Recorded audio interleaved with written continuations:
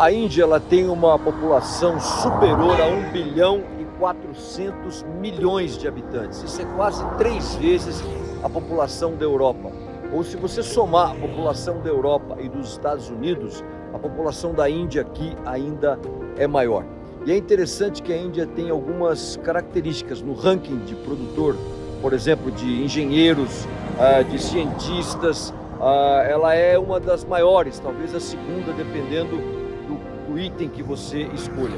E ela tem algumas características interessantes. Se você pegar, por exemplo, de todos os engenheiros da NASA, 36% eles são indianos. Se você pegar a Microsoft, são 34%. Já se você pegar, por exemplo, a IBM, 28% dos engenheiros eles são indianos. É uma coisa incrível.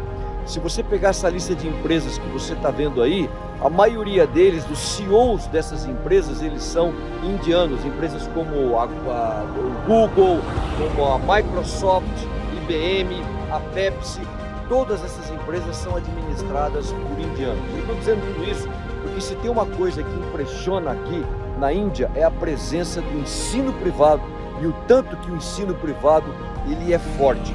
Aqui de 2010, por exemplo, a 2015, as matrículas nas escolas públicas elas caíram em média de 122 para 108 e nas escolas privadas como essa elas subiram de 202 para 208 estudantes por escola.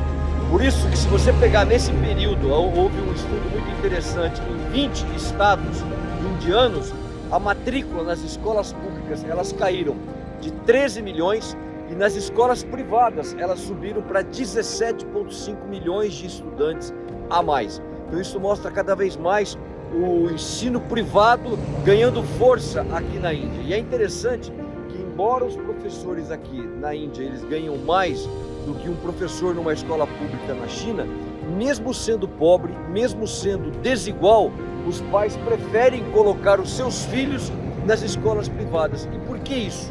Por uma melhor relação custo-benefício. Se você vê aí por esse gráfico, por exemplo, o desempenho das escolas privadas é superior ao desempenho das escolas públicas.